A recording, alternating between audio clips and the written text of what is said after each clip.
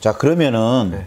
임차인이 계약갱신 요구권을 행사하면 임대인은 그냥 무조건 뭐 해줘야 됩니까? 임대인이 거절할 수 있는 그런 뭐 사유들도 있을 것 같은데. 이제 우리 주택임대차보호법에 보면은 예. 계약갱신 거절 사유가 여러 가지가 나와 있어요.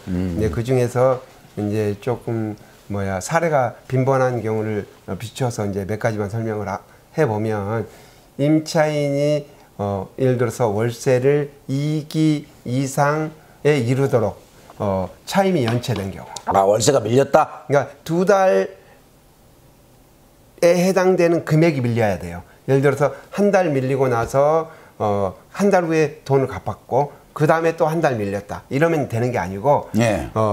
횟수에 관계없이 2달의 2기 상당의 차임이 달할 때까지 예를 들어서 그 금액이 연체된 경우에는 그런 사실이 있을 때는 계약갱신을 거절할 수 있고 첫 번째요. 예. 그다음에 임차인이 거짓말하고 임대차 계약을 체결했어요. 임차인이 예를 들어서 거주할 목적으로 임대차를 한다고 계약을 해놓고 예를 들어 공부방을 한다든지, 응? 아니면 거기에다가 딴 거 한다. 비트코인 채굴장을 만든다든지. 아, 당초 약정과 다른 것이기. 그렇죠. 그런 경우라든지 이렇게 거짓이나 부정한 방법으로 계약을 체결한 경우.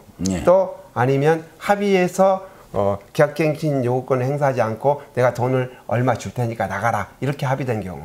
뭐 합의되는 경우야 그렇죠. 뭐 상관없죠. 최근에 뉴스를 보니까 임대인이 임차인에게 계약갱신 요건을 행사하지 않고 나가는 조건으로 1억을 줬다고. 지금. 아, 1억을요? 네, 뉴스에 나오더라고요. 뭐 권리금처럼 줬네요. 네, 권리금처럼. 요즘 임대인들 버티면 그렇게 돈 받고 나가기가 나갈 수가 있나 봐요. 임차인들이 버티면 할 수 없이 임대인이 돈을 줘버린다 이 말이죠. 이게 이제 갑과 을이 바뀐 거죠.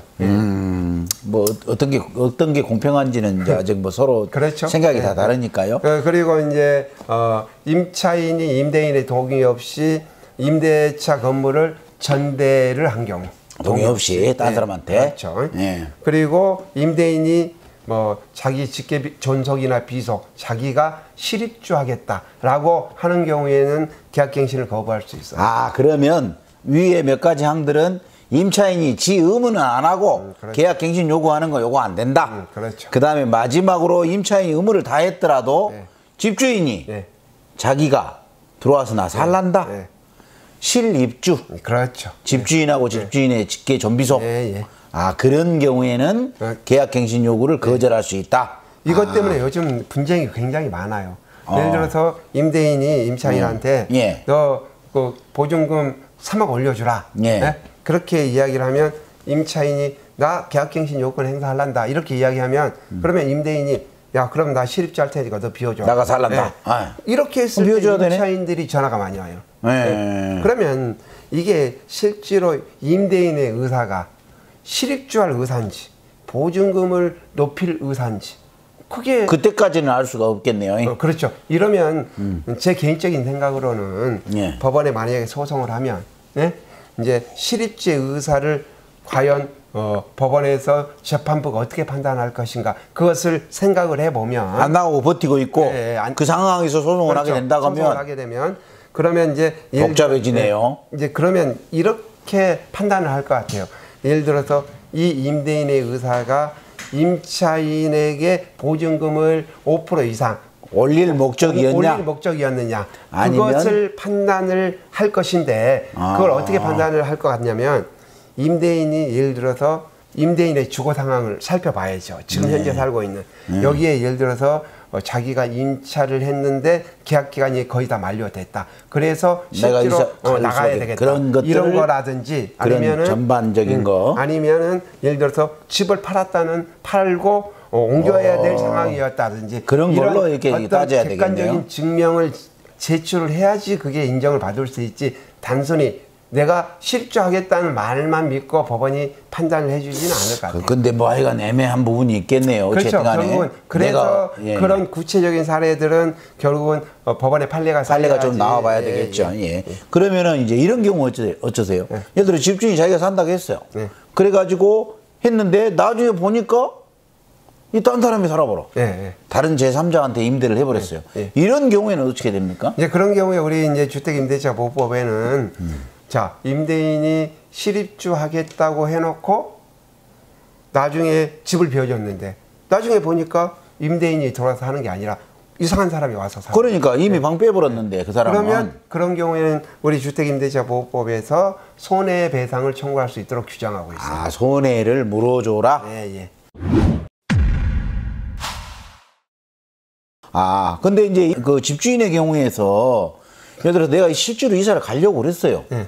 근데 그 못 가는 불가피한 사정이 생기는 그런 경우들은 어떻게 합니까? 이제 못 가는 건 안 되고, 예를 들어서 실입주를 했어. 예를 들어서요. 예, 예. 예를 들어서 직계 존성인 아버지가 들어온다고 해서 들어왔어. 거절을 해서 아버지가 사셨어. 예. 근데 아버지가 한 6개월 살다가 돌아가셔 버렸어요. 예. 그러면 이렇게 불가피한 사유가 생기고 집을 2년간 비워놓을 수는 없잖아요. 그런 예. 경우에. 예. 근데 아버지 돌아가시고 이제 이것저것 정리를, 유품을 정리하고 한 2달 후에 예를 들어서 새로 줬어. 새로 줬어.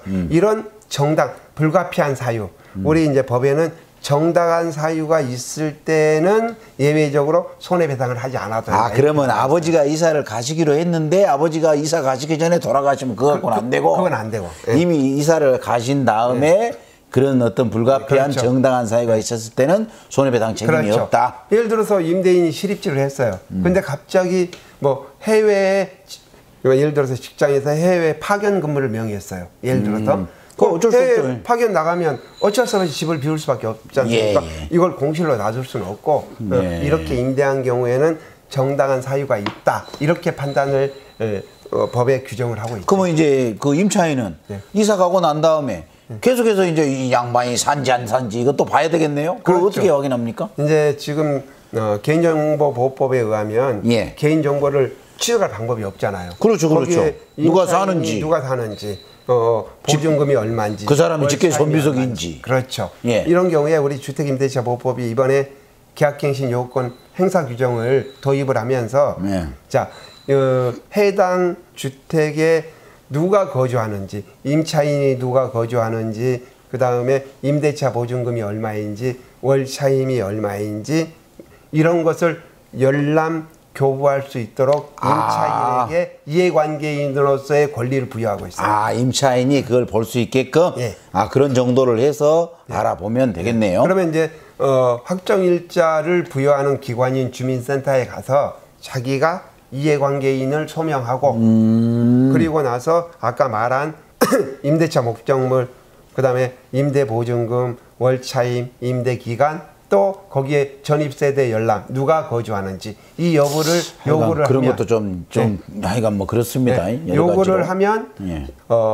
열람을 해주거나 서면으로 교부할 의무가 있어요. 예. 이제 그걸 기초로 해서 손해배상 청구를 하면 되겠죠. 아, 그렇게 하면 되겠네. 조이창 법무사랑, 당신의 걱정을 덜어요.